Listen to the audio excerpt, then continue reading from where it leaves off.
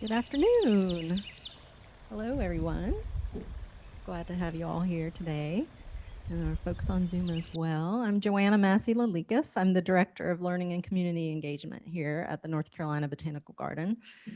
And in the back of the room is David Michaud, and on Zoom, he is co-moderating today and supporting our Zoom audience with any Q&A at the end of the talk as well. And we're excited for a wonderful talk today with Mrs. Delphine Sellars. Just a few things we wanted to share ahead of time. We will have a Q&A period at the end of the talk. So without further ado, I would like to introduce our speaker today.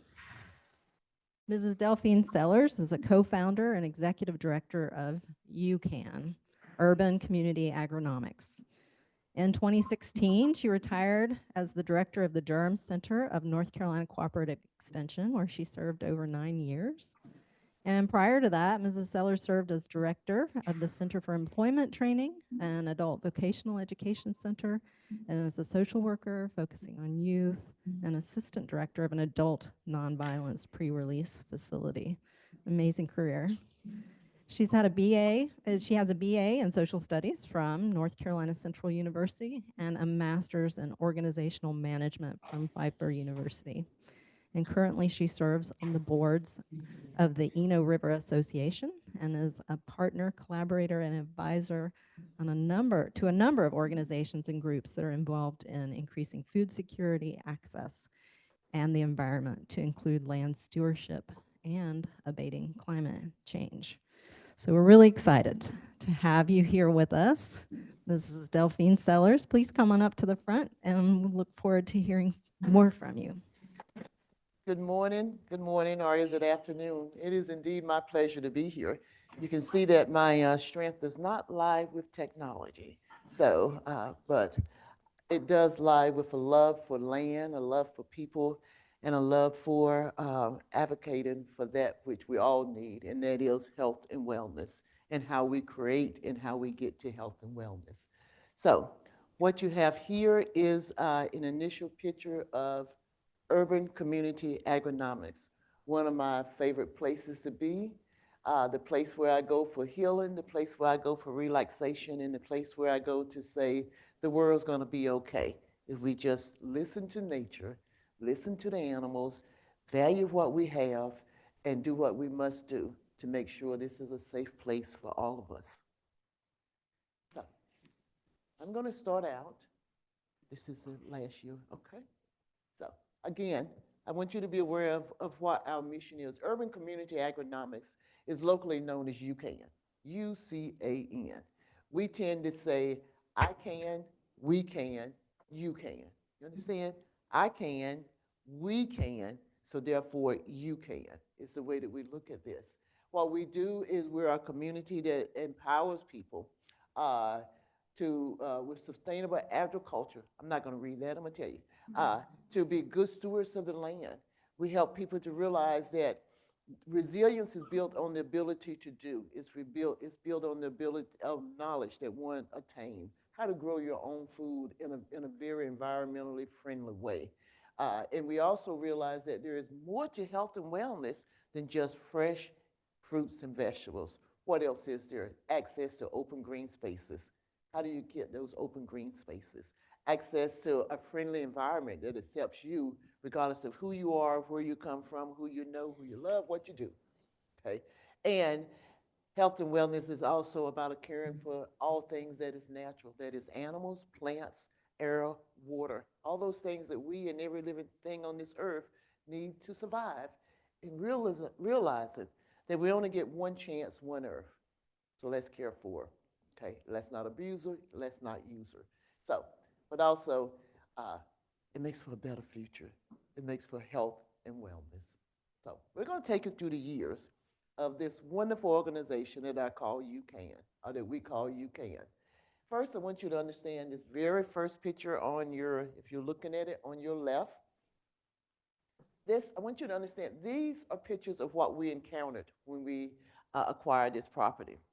So, as was stated, I am the retired county extension director here in Durham County.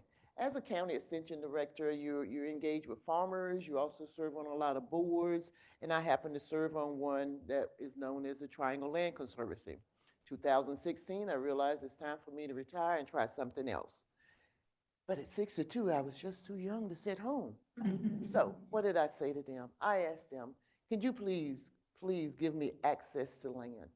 I'm not asking for ownership. I'm not asking for anything. I just want access." And the question was, "Well, why do you want access to land?" "I want to build a garden. I want to teach people to grow. I want to help people to build resilience among themselves." And this is what they took me to. Okay. And when I walked on this property that at the time was known as Snow Hill 4, it was so the buildings beautiful, right? You know, I see beauty in age. Okay, and I'm not talking about myself, but I do see beauty in age. I see beauty in deterioration because that's what nature has done. But I remember thinking to myself when I walked on this property, "Oh my God, this is perfect. This is wonderful." And my sister said to me, who is a co-founder, Lucille Patterson, with me, my sister said to me, "Have you bumped your head? What are we going to do, such a small organization, with all that needs to be done here?" And my answer was, "I don't know, but we're going to do it. I just feel like this is where we're supposed to be at this place and time." And I often tell people that I should be ashamed of the fact, but I'm not, because knowledge is power. I did not realize at the time that this is part of the great slave plantation that existed in Durham County back in the day. It was a 30,000 acre slave plantation, and we have a little piece of it right now. And it was like, okay, that's why I feel so at home. And I do go back and forth, so y'all gonna have to stick with me. Um, Oftentimes when I walk this property, I would tell people, you know, it's almost like hear the ancestors saying, "What took you so long? We've been waiting on you, girl. What took you so long?" And it's like, okay, I'm here now, so I'm gonna need y'all help. Okay, help me, help us to do the things that we need to do, and to always realize what our mission and our purpose is. It's not about us, but it's about others, and it's about making this world a better place. So some of the first thing that we did, the first people that we walked out here, I do want you to know in the upper right-hand corner, were kids. Those are the first people that we walked on this property. I wanted children to see this. I wanted their opinion about this land. I wanted their opinion about the buildings. I wanted their opinions because they are our future. And sometimes we don't listen to our children, and they have a lot of knowledge and wisdom that we don't necessarily realize is there, but they do have it. So that's the first ones we brought out. And you can see us walking the trails as well. But then what happened was we decided, this is my first board, we decided we're going to come out here with our little chainsaws and our hatches, and we're going to clear this land. You know, kind of like the pioneers. We're gonna make this what it's supposed to be. Well, we realized we could not do it, and we sought help, and we had to get some real help to help us do this. But our goal at the time was to create a garden by spring. Now, we first started this, I always remember dates, January the 18th, 2018. And that was after a year-long discussion and collaboration with Triangle Land Conservancy for the initiation of a user license agreement. And that's exactly what it was. It just gave us the license to use this property. It did not require them to give us any assets, to give us anything other than the right to use this property. And boy, did they did not know what they were getting into. As Sandy, who's the executive director, who stands up front here, says even today, well, she said, "I envisioned just a little garden, you know, maybe 10 raised beds, and that was it. But I should have known better." And it's kind of like, yeah, you should have. You don't know me. But it's not just me, it's the people that who are invested in this, and it takes investment by our community. So our goal was to start our garden by the spring. Well, we did not start it by the spring, but we did start it by early summer. And I tell you, it is a beautiful garden.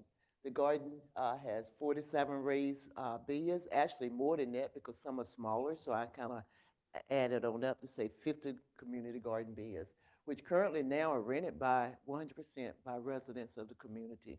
So that was a goal, and that's what we wanted to do initially, and that's the first one bed that we built, garden bed. So initially what we did was we actually we planted in this because sometimes people have to see what is possible in order to believe that they can, Okay, so that's not one of them. I say I can, we can, you can, and also they can. So people have to see sometime. So what we did was we actually planted in all the gardens bed the first 2 years. How do we water this bed? How do we do it? We loaded 21 5-gallon bucket of water on the back of my truck every other day, and we watered it by hand. And it flourished, and people saw. And then they realized they could do it as well. Now, I'm gonna fast forward for you. There's a lot I could say about all these slides, but I realize time is of essence. So, how do you turn a dilapidated farmstead that has not been touched in over 70 years into a thriving garden, into a community? You do it by investing in people. You do it by listening to people. You do it by allowing volunteers of all walks in life to come in and use their skills. Maybe just one day, they may come another day. It may be they're being there just going to come for a couple hours, or they may come for a while. But they always know that they are invited, and that's what we do. We are known to be collaborators, partners, and I work with all the networks who are into reducing food insecurity, uh, better success of our students as far as school is concerned, real world with agriculture. My personal motto is "From the earth comes it all." From the earth comes it all. You got math, you got technology, you got science, you got art. From the earth comes it all. So that's what we do. So you can see we have lots of volunteers. Yes, that's me in the right corner. If you knew me when I was looking like my mama, as my family tend to say. But we engage with all communities, all walks of life, with the universities, with school kids, with family groups, with youth groups, with fraternal groups, with any group that we have. Because the one thing that they realize is that we use all the resources that are available to us. When the trees that had fallen down had to be cut, what do we do with it? Firewood. You season it firewood. So we distribute and we sell firewood to people. It's seasoned firewood. There's a lot of people who still use it. You also can use it in your pit. No, it's not going to the landfill. The limbs from the branches, what do? You mulch them. So what do? You use that in your garden. You augment the soil with the mulch. But some of the things that we do and even do now is because we're in the process of clearing an acre of land because we need more space to grow vegetables and to be able to sell to support ourselves, but also to give to the community. So what do we do? I lost my thought, but what do we do with that? Oh, before we go in there and we cut down any trees, we go in there and we harvest what we can with students and professors from the leading universities in this area that include Duke, UNC, Meredith State. All right.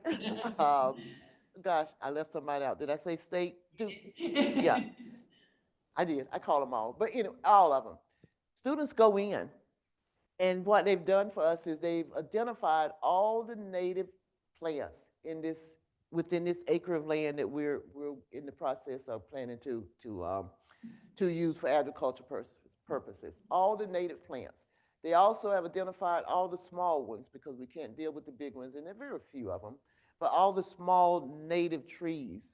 And we're going to dig those up. We harvest them, and we replant them in other places within the forest because Mother Nature saw fit to give us these beauties, and we're not going to destroy them if we can find them. So we utilize that. To me, that's conservation. That's saying, one does not have to, in order for one to thrive, another does not have to die. So we want to harvest all that we can, and we replant it in the forest, or we give them to other people in the community. But then during our second year, so we went from 17 to 18, now we're in 19 to 20. We progressed quite a bit. During this year, we expanded and we got chickens. I love my chickens. Those chickens are longhorns, but they're also a variety of Easter layers. And you say, what are Easter layers? Think of Easter. You have the eggs that you color for, most people color eggs. Well, these chicken lay a variety of eggs, color. And people tend to ask me, do they taste the same? Yeah, they taste the same, but they just look beautiful and they draw kids. So we have green, we have saffron green, we have blue, we have pink, we have chocolate, we have sprinkles, but they're beautiful eggs and beautiful chickens. So we love them to death. So we have eggs. We bring in kids who've never grown any vegetables of their own, and we teach them to grow those vegetables. We bring in this year, during this time period, we even expanded the honey to bees. Well, not honey, but to bees. We acquired bees. So this was our first catch of bees. This year has been our second year to grow, to harvest honey, if I might say. Best honey in the state, okay? I'm not biased, I'm just telling you the truth. It's the best honey in the state. So, and it goes fast. But again, we're talking about our pollinators. That's what we need. If we do not help our bees to multiply and to grow, then we're all in trouble because we need them and other pollinators to help us along the way. So that's where we come there. So we constantly grow. We invite little kids from kindergarten on up to big kids such as myself. And we teach people and we engage with people and we teach them to love this earth that we love. And we have young and old. Did you notice the generations that were sitting there? Okay, our oldest gardener at the time is 85. I know she don't like me telling her age, but actually she's 87 at this point, but 85 years old. And the young man there with the Duke basketball players, Mr. Evans. Mr. Evans is a senior farmer.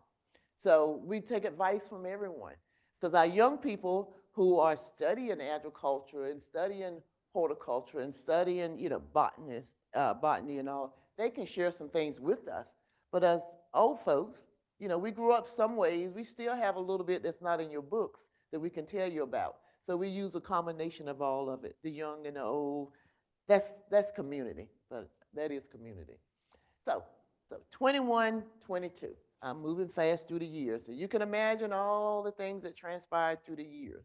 But in 21, during this time period is when we decided we have so many kids. Our gardens are all families or individuals. We need to think about our kids a little bit more. So what do? We decided to create a youth garden. This was a garden that is strictly for kids. Strictly for kids. And what did the kids do? They decide what is going to be grown there. Okay. Under supervision, of course. But what is going to be grown there? How do you grow it? And we teach them. How do you plant it? What's the companion planting? What is square foot gardening? All of those things that you do. What are some of the herbs, uses of herbs, and which should we replant?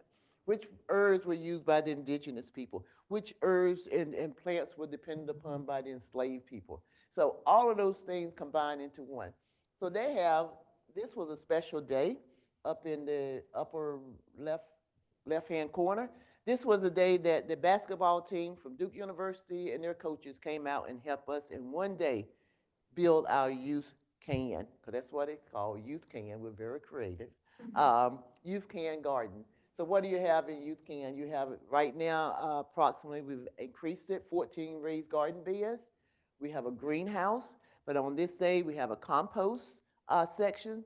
But on this day, the Duke basketball team, coaches, and community kids, because it was a big day, came out and we literally created this garden. We built these garden beds, filled them up with soil,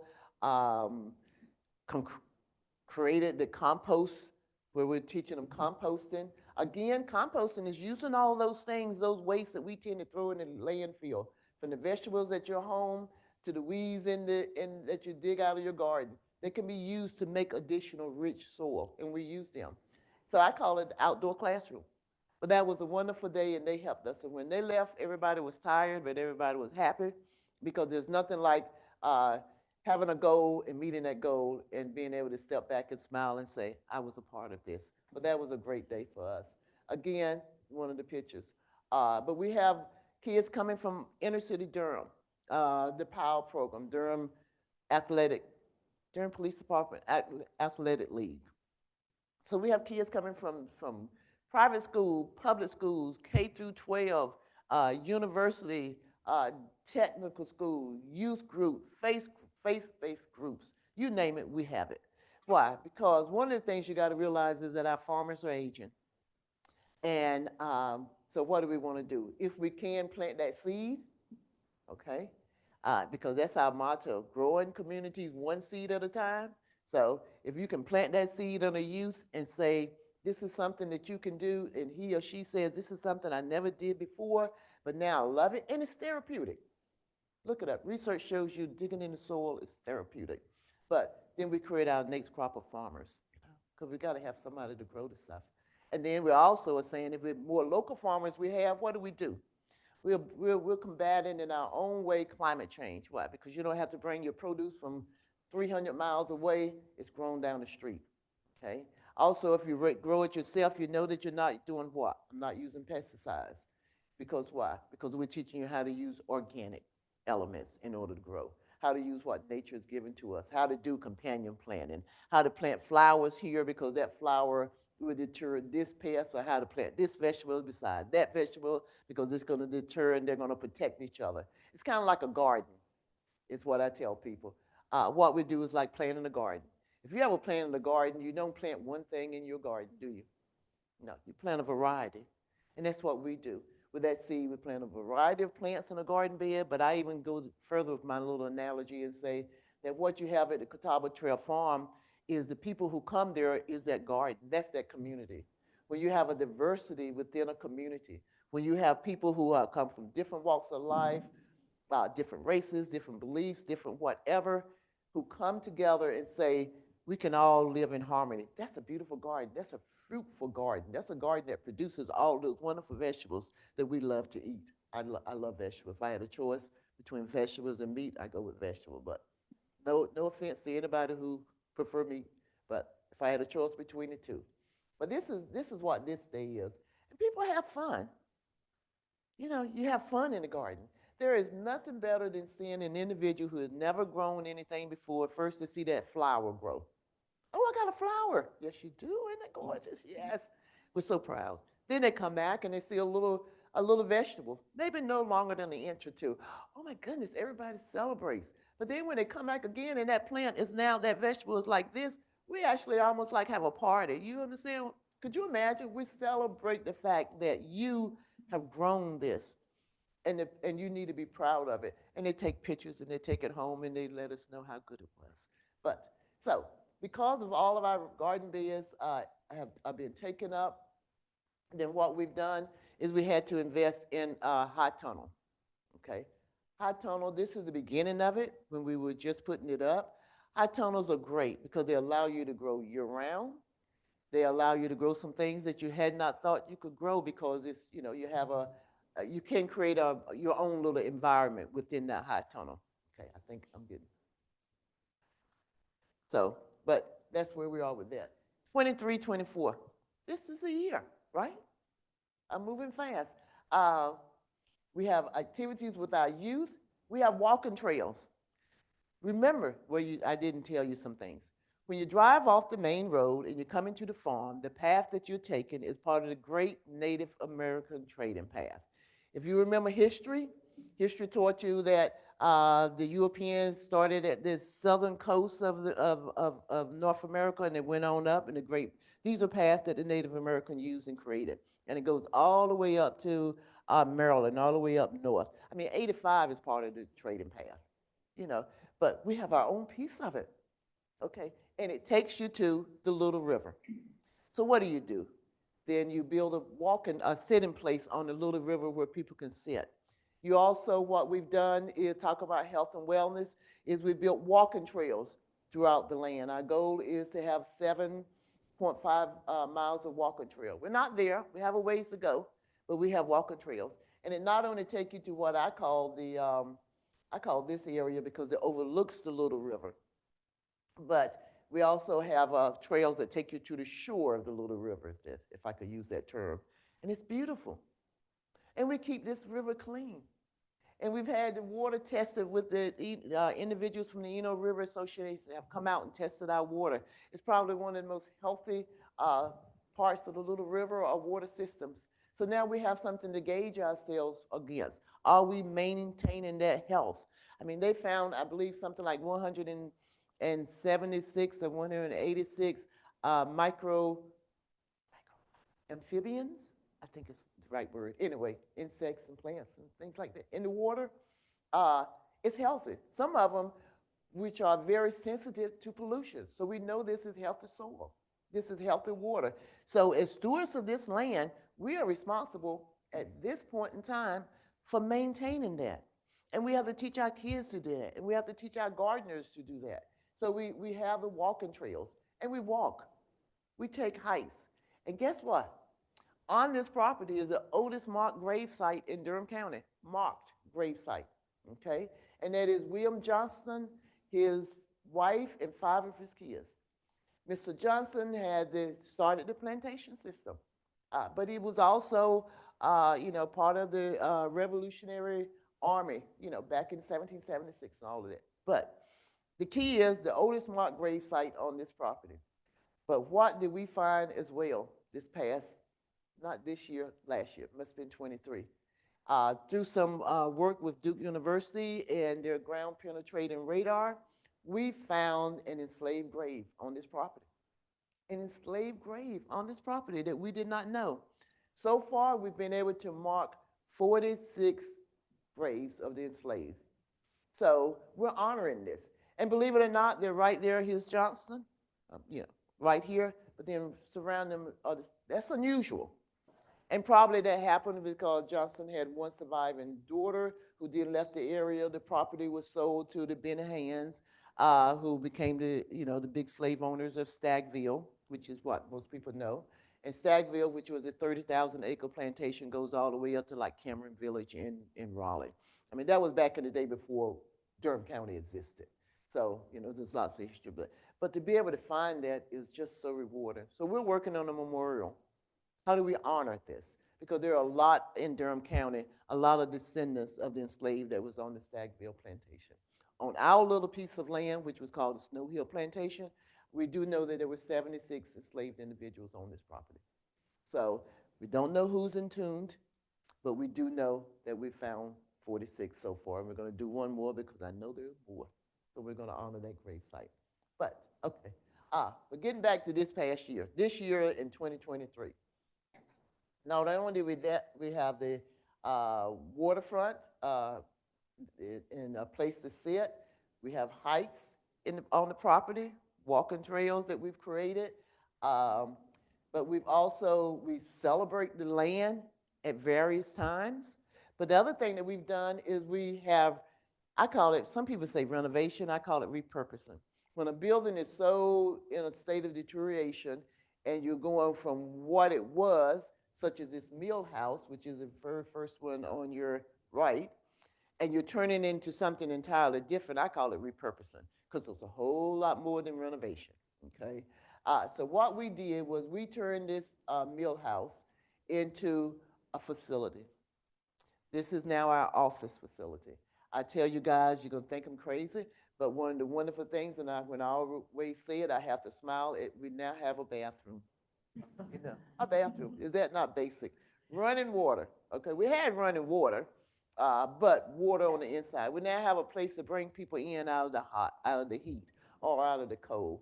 So I often say that this is a testament and a show of our appreciation for those who worked with us and helped us through the years when all that we had was a fire pit to keep you warm. Or if you got too hot, all I could do was say, give you some water and say, why don't you sit in your car for a little while, which is creating pollution. But now we've got better ways to do it. And so with this building, we are now able to restart our teaching people how to cook and how to preserve, okay? When I say preserve, I'm getting fancy. Can, y'all from the country, you know how I love canning, so we do canning there. So we teach that. It has Wi-Fi, a small meeting place for people to meet. And then the upstairs, even though it's not, which is a loft, since it's not disabled, limited ability accessible, it is where we mostly have an office and we work with our kids. So what are you working with the kids? Well, that's their garden. They need to do some research. What are we gonna plant? What time do we plant? When do we plant? How do we plant? Let's add some of that math. Okay, so what are we learning out of planting? We know what 1/8 of an inch is, okay? We know how to do square foot gardening because we need to square foot some of the other beds off. When do you harvest it? How do you care for it? What could we plant beside it? What about the history of this land? We know a lot of the history of the Europeans that's on this land, but we don't know a lot of the indigenous history here, and we don't know a lot of the enslaved history. So we want you to do some research for us. We want you to use those computers for something that is very, I like computers, don't get me wrong, I don't want to go back without them, but we want you to use them for research purposes. And then the greatest thing is we want you to use those computers to research your family. Why? Because everybody needs to know that they belong to somebody. And I don't care if you can't go any further back than your grandmother, to be able to look on a wall and see that this is my mom, this is my dad, or this is my grandma, and this is my grandpa, and these are my cousins. You can look up there and you can feel I belong to somebody.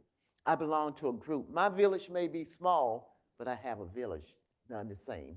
So therefore, we want to create more of an appreciation for self, if I could use that term, is all what this is all about. Not just for the broader world, but you got to appreciate who you are as well.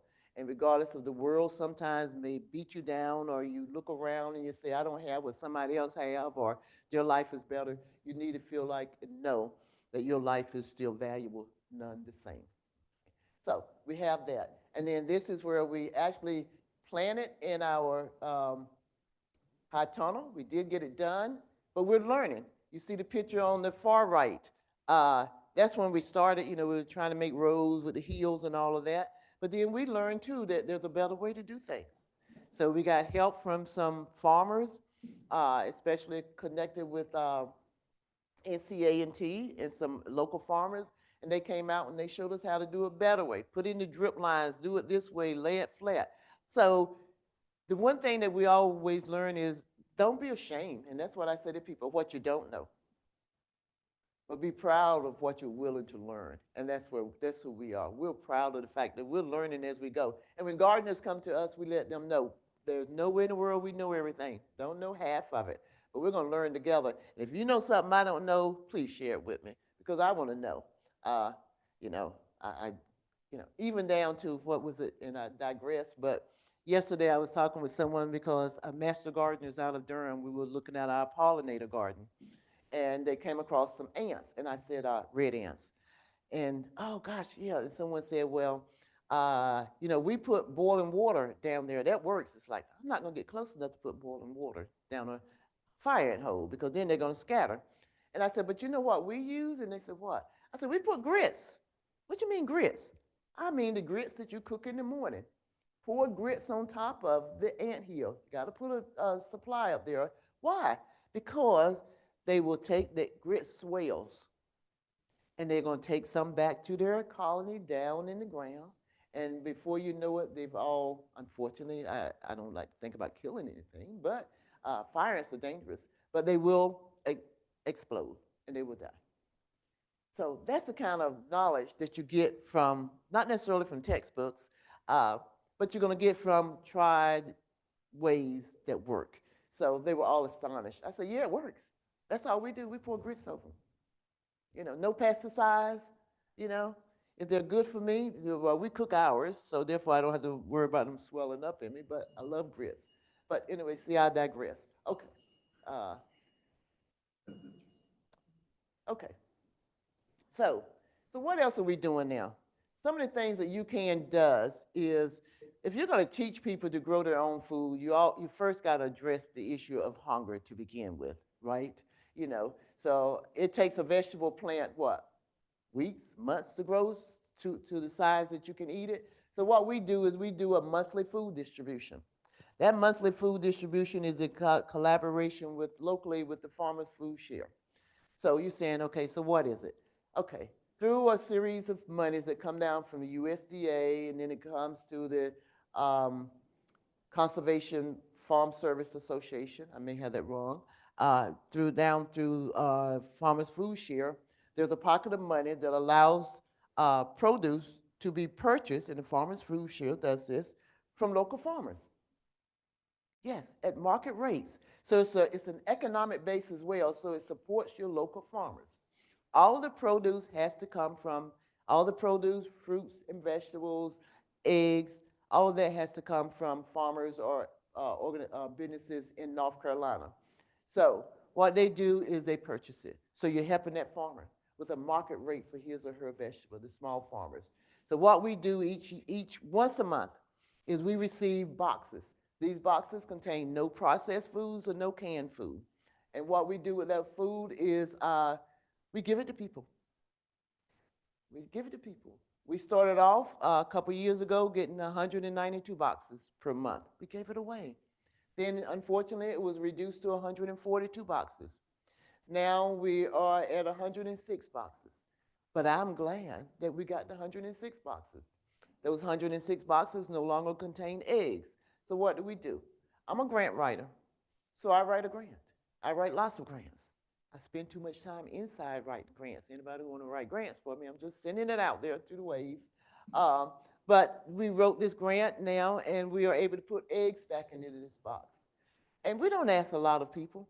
People come from as far as Wake County, Granville County, I don't want to say a county that don't, Orange County, then Durham, inner city Durham is where most of our people come from. We don't ask a lot of you. All that we ask of people who come for these boxes, well, let me just say this. We say we start at 9, they're there a little after 8, okay? We say we're going to go to 12, but by 10:30, we've exhausted our supply. But what we do is say, all we want is a little data from you, okay? I want your zip code, okay? Because I need to be able to show people where the food is going. Then the other thing we want to know is how many is in your family, because the boxes are designed to feed a family of 4. So if you got 10 in your family, obviously you need more than one box, you know, that kind of thing. And then the only other thing that I ask of you is how many in your family are 17 years or under, or 65 and older. Why those 2 age groups? Because those are the 2 age groups that experience the most food insecurity at the highest rate. They are the ones that are susceptible mostly to hunger and not having adequate food. So we want to be able to monitor that and say, this is it. And then, yeah, if you're willing, I'll be honest with you, we guess at race because they want to know about race, but I know sex, all those things. But some things you don't ask people unless you have to or you need to. But those are the most important things that we want to know, because as we apply for grants and apply for funds to supplement what it is that we do, we want to be able to do all that we can to help more people. Okay, and then you can come and grow your own. Then I go to your house and I tell you about it. Then we're going to give you some chives, because you don't have to have acres of land to do it. We'll engage you with our green bucket gardener, which is no more than a 5-gallon bucket, hose in the sides, hose in the bottom, filled with rich soil, and a tomato plant or pepper plant or whatever it is you want to grow, because you can take it with you. And I say to you, when the summer is over with and that pepper or that tomato is no longer producing and you need to pull it up, don't you dare pull that soil out. You put I'm from North Carolina now, you put collard greens around there. You're going to have enough collard greens for your Thanksgiving dinner, okay? And you hold on to it, because we're going to augment that soil again in the spring and we're going to start back over again. Or you can plant some turnip greens in there once you pull up those collard greens, because they don't mind the cold weather. So there's a lot you can do. It may not be enough for you to, as I tell people, for you to put in your freezer, to take you through the year, put all, how in the old days you used to have farmers we did, and most people did, you did all the canning, you had your shelves lined up so pretty. It may not be enough for that, but it's enough to bring you a sense of pride. It's enough to say, I grew it. And then when you talk about canning, when you can open up and know that you canned those strawberries yourself, and you open them up on a cold morning and with some biscuits, be they canned or homemade, that's the best taste you'll ever have. Or you can open up those pear preserves and you say, okay, I did this. Or you can open that jar of tomatoes and you say, that's mine, I did it. Or you can take those string beans or that okra. It is easy. It is easy. And we're part of helping people to get back to that, because we all can do that and we can all benefit from it. It gets you out of those cans. I don't have anything against cans, y'all don't think I do, but it gets you out of those cans with the high sodium and all of those things, and get you back to some health and some wellness, mental health, physical health, all those spiritual health, all the things that make a human being life more enriched. So, but I know I digress. So that's the food distribution. After the food distribution, we're repurposing some buildings. Right now, we've just created. This was not a repurpose. We actually built a farmer's market. The goal was to start it by fall so we could start Local farmers, small farmers can come and sell their produce and or give it away, whichever one you want to. Well, I always have great plans and great dates, and they get moved back, but that's who I am, and that's how life works. So, but we have been using it thus far for events as a way for us to earn money. You know, we've got to sustain ourselves. So we have events here. We have groups that come, as you can see, to do their business retreat or whatever the case may be, and they help us out, okay, by doing that. So this is our farmers market, but we hope to do the farmers market actually in the spring. And one thing I didn't say about the youth garden, I often refer to it as our economic compassion. I'm not creative. Economic compassion garden. So what's an economic compassion garden? We're going to teach you the economics of agriculture because you can make a living from it. It's not the easiest one, but you can make a living from it. But don't forget the compassionate side. What's that? Give some to others who wish they had the ability to do what it is that you're doing. Give some to others. Take some home with you to give to your neighbor who lives down the street. Take some with you to give to that senior who lives over there. And, you know, and we also work with such organizations as the Society of St. Andrews, which does gleaning. You all know what gleaning is, right? Have you ever, I'm going to tell you, and then I'm going to move on. We glean with them, and they bring us produce to give away, which we give during our food distribution, or if it's not doing food distribution, we just give it away. Because one of the things you agree to is you're going to give away all that is gleaned, okay? Because we definitely don't want to undercut our farmers who work as hard as they can, so you give it away. But when I say economic compassion, have you ever, I remember one of the earlier times when I went gleaning, and we bought back scuffing grapes, okay? And we took them to some of our seniors. And as a testimony, one of my seniors said, you know, my husband and I were sitting on the sofa, we were eating those scuffing grapes, and we almost had an argument of who got the last one. It was like, it just brought back such memories of our childhood. That's what you want to do. That brings healing. That brings growth. That brings, it just makes you feel good. But to me, that was just a great testimony that each time they picked up one of those grapes, a memory hit them. A memory of joy, a memory that healed their soul and that healed their spirit. And it came back to them. So gleaning is wonderful. I love it. And I love giving to people. Okay. Do we have any more? Let me see. Okay. Oh, wow. Okay. So again, I love this. Look at this. We finally getting somewhere with this right now. Right now, that high tunnel is producing string beans, string beans, string beans. Do you hear me? And it is producing, yes, tomatoes, tomatoes, tomatoes. I can't believe it. But we are in the process of planting our winter crop in there, which are collards, mustard greens, celery, oh goodness. We even have growing in there in the same high tunnel, ginger and turmeric. I hope I pronounced that correctly, turmeric.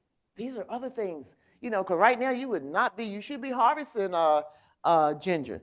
But because it's a controlled environment, we're looking and we're testing and saying, what else can we grow here that we wouldn't grow? In our youth garden tomorrow, we're going to be planting a lemon tree that was given to us. I know a lemon tree will go from here to here, but we can plant it there a couple of years. It had teeny tiny lemons on it, not lemon, lime. It has teeny tiny ones on it. I can't wait. You know, we're going to grow some things, and we're going to teach our kids of what they can do and how well it can be done. But it's so rewarding, and these are separate groups that come out. We have lots of groups that come out. This happens to be a 4-H homeschooler group over here in your left-hand corner, right-hand corner, I'm sorry. But yeah, lots of people come out and help us. We could not do what we do without volunteers. Okay, we could not do what we do without volunteers, and we have volunteers because, I forgot I got a whole nother thing to do though. Okay, I'm gonna move on. But because they're vested in what we do, and that's a good thing because they feel welcome.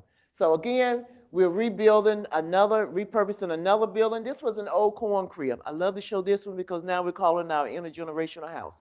A corn crib, if you remember, is where you have 2-3 season rooms in most cases, where farmers store their excess grain in those buildings, okay? So what we're doing is we're repurposing it. So now you have 2 3-season rooms. You have a deck and you have a floor level. The intergenerational part comes back with this. Okay, our kids can go in and do projects inside the 2 rooms. They'll come back and they will present them to us. And then at the end of the presentation, I'm going to surprise them.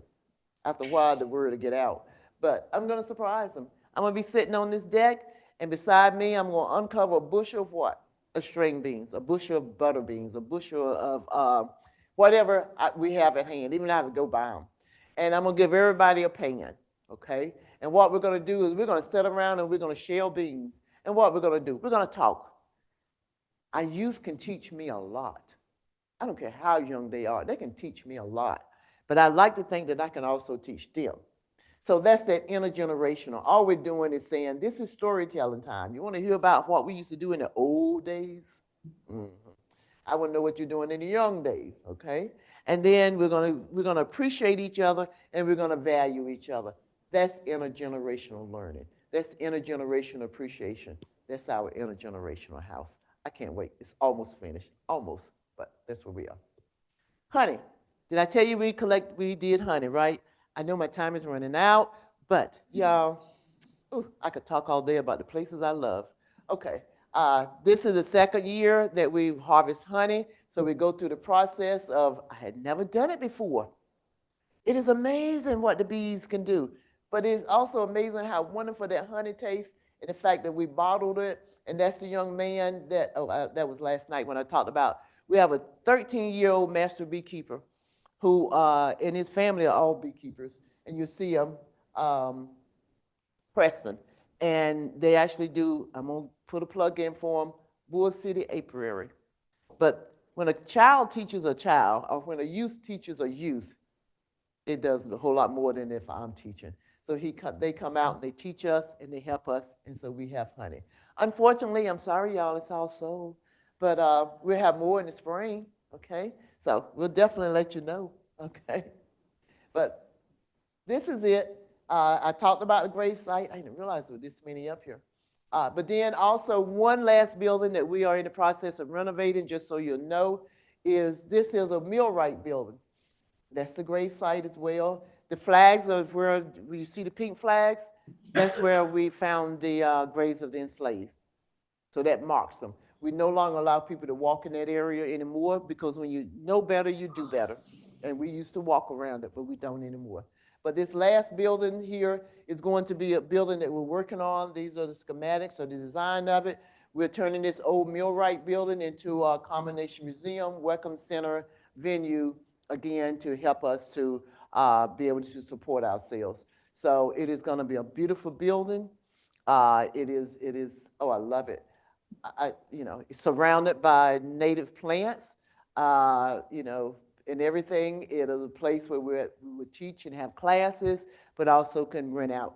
And in between this building and the other building is actually a small play area for our small kids, not our big kids, but a playground for our little kids where if a parent is over here at the farmer's market, they can keep an eye on their babies, And the kids can be playing and won't be, I'm bored. Even the little ones sometimes know that word, bored. But they can do that. But it is wonderful. It's going to be a beautiful one. And that's our last capital project. We do classes. We do training. We do it all. I did tell you at the beginning that we asked for access to this property.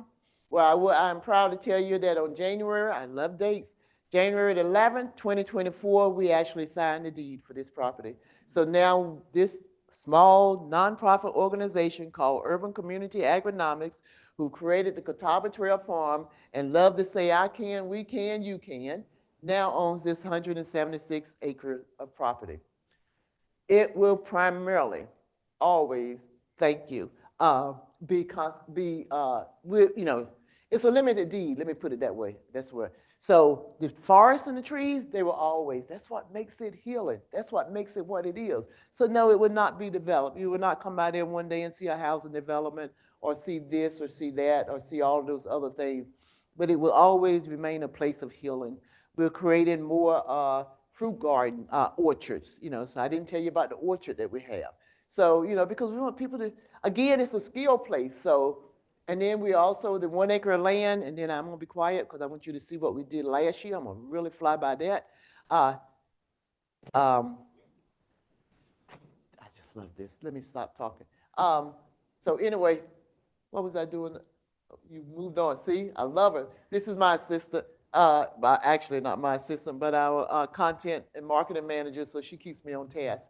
But it's my pleasure to share with you what we do. But this is the signing of the in the land of the acquisition of the deed, and that day we celebrated with the community as well. Okay, a lot more I could tell you, a lot more I could do, but I want to show you what we did in 2023. Just to give you a really quick, I am going to run through this one. Okay, I'm going to run through it, I promise, because I want you to have time to answer, ask any questions. Okay, so if we go to that, this is our 2023 annual report. Okay, we're gonna zoom on through it. But you see the high tunnel. You see how everything is laid out. The high tunnel, the community garden, the youth garden over in there. I mean, you can see it all, and we're rebuilding. It's our footprint is small, but that's okay. So here we go.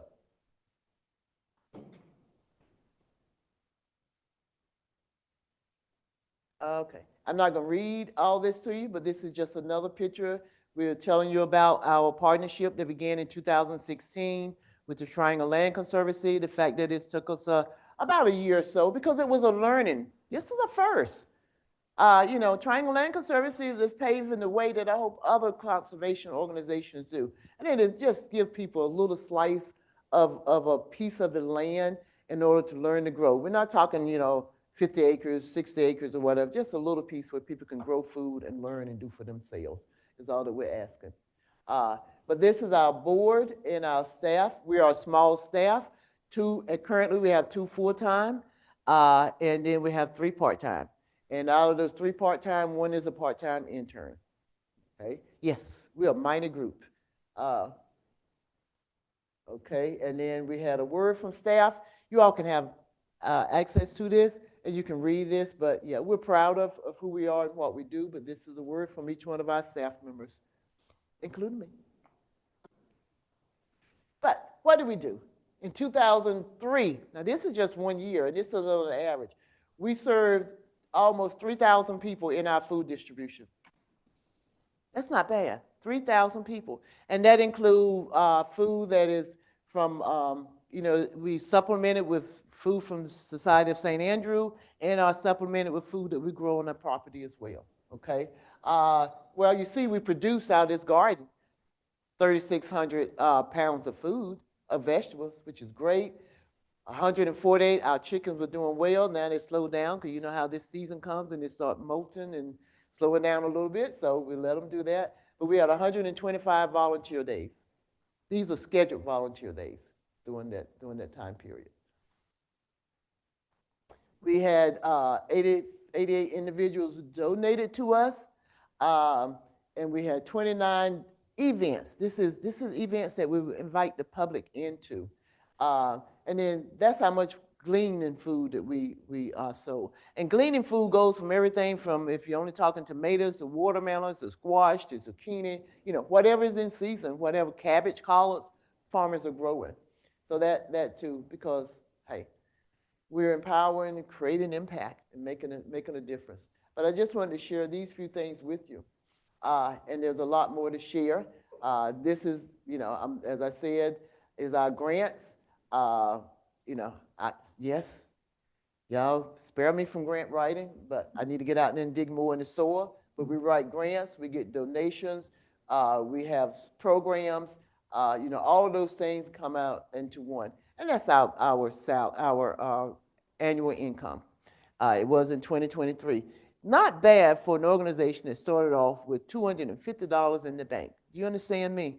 $250 in the bank, and now this is what? The majority of it, I will tell you, that money that we receive is going towards building the capital, creating a safe space for people to be. But once that place is created, then we will have more staff, so I don't overwork my staff, because I sometimes fear I overwork them. I ask too much, but they always step up. And then we can also even have more programming. That's what we want. So I'm going to stop there. And these are just, it will let you know where we got grants from. So we're going to just screen right onto it. At the very one where we got grants from, and this is it. I just got to tell you one thing. We are working on a reentry program. So at some point, ask them about our reentry program, which we will be working with individuals who were once incarcerated, and we will be teaching them all that we know about agriculture. And at that point in time, we'll help them, assist them in any way we can in acquiring access to land that they can either rent, buy, or just use. Okay, so now we're going to close it down. So thank y'all for listening to me. As you can see, if you didn't feel my joy, then I don't know what, but sometimes you have to shut me down. And right now I'm shutting myself down because I want to make sure that I'm able to answer any questions that you all may have. So thank you for allowing me to present to you.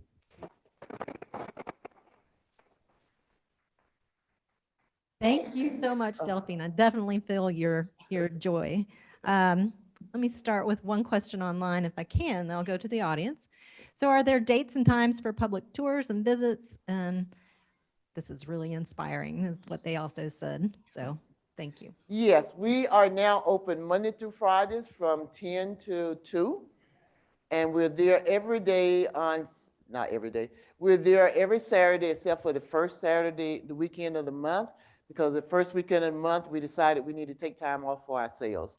So on those days, during this time of the year, we open on Saturdays for volunteers from 9 to 12, because we want to get it a little bit warmer. But those are the times that we're there. And most of the time, we're there during the week from that 10 to 2 time frame, because that's when groups want to come, and most of your corporate groups or school groups want to come during the week, not on weekends. So we want to make ourselves accessible for them as well as walk-ins. Great, thank you. We have a question here in the room. Hi, I just wanted to see if I misunderstood something in the beginning. Do you rent your raised beds to individuals? And if so, tell me about that a little bit. Yes, we rent our raised beds to our gardeners at a rate of $100 per year. For the raised bed, you get the bed already made. You get the bed constructed. It is already filled with soil. And if we have any plants and or seeds that we can give you, we will give to you.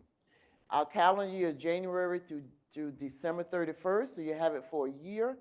If you've planted in it and not coming back the next year, we give you an additional 2 months, because sometimes people plant things that winter over.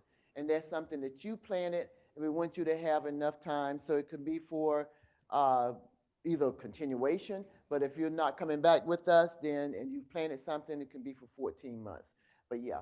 And so what we have now is we actually have a waiting list of people who want to farm with us. But that's what it's for. And all the money that is received go back into, if we need diatomaceous earth, I'm just throwing out some organic things that we use. If there's an infestation of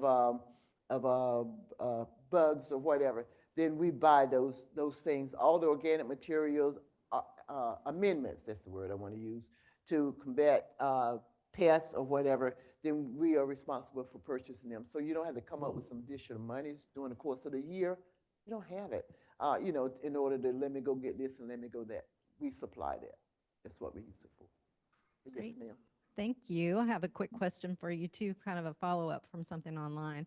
Is UCAN a membership organization at all? Can people be a member of the organization? No, we're not. You can be a friend if you can.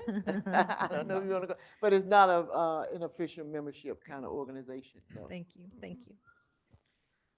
How can we help you? What do you need for donations? So for example, you mentioned diatomaceous earth. I have extra. You may have. Okay. Things like that. Yeah. Are you looking for seeds we've harvested at the end of the year? What are great things for people to be able to help? Ooh, that and then some. I mean, we're always looking for you, but some of the small things just disappear, like gloves, because when people come, or the small hand tools that people work with. And then even our pitchforks, those kind of things. But seeds, plants, if you have seeds, plants, we could use those. Goodness gracious, what? I mean, everything. I mean, now, I'll be honest with you, you don't think about it, but now that we have a kitchen with no pots, pans, and all of those things. So we're in the process of, okay, we've got to get those kind of things for our kitchen. We have the canning equipment, but I don't have the pots and the pans to teach people and the utensils. So anything, money always is great. But nobody has ever offered us anything that we didn't need or couldn't use. Is that? And what we're beginning to do now is actually create a list just on places like Amazon and that kind of place. Because even if you think about our farmers market, if grandma, I'm going to use that term, if grandma down the street who calls us every year and say, I have so many squash, what can I do with them? If she has to then go and get a table to put inside the farmer's market and bring a chair, she can't do that. So even things such as that is tables, if we could get tables to go ahead and set up. They can be removed, but they're there. Because when people come to use our resources, we want to have as much as we can there in place that they don't have to figure out how to bring, or any of those things. But good question, thank you. Great question. You enticed us with your honey. Yes, So what's the best way for folks to know when the next honey sale comes up? okay. Follow us on social media. Come forward. Follow us on social media, because we will list it we will let you know when we're getting ready to harvest it. Okay, and then we'll do this again, because we always place pictures of it. But please follow us on social media. Subscribe to our monthly newsletter, and those are the ways we kind of keep people informed. And we do, believe it or not, we moved up a little bit. We do, because of her, we do YouTube and Instagram. So there's a lot of ways to find out. We won't keep it a secret. Awesome, thank you. Congratulations on your ownership of the land. Thank you. What an amazing opportunity. Yeah. I want to introduce Anaya Bourne, who's the Assistant Director of Content and Marketing. Thank you for being here as well. I apologize I didn't introduce you earlier as well. So I think our time is running out here. So thank you so much for sharing so much about this amazing organization that you have created in your community and our community. So look forward to watching it grow over time. And thank you for being with us online. Thank you for being with us in person. We look forward to having you all with us again for our next Lunchbox Talk. Thank you all.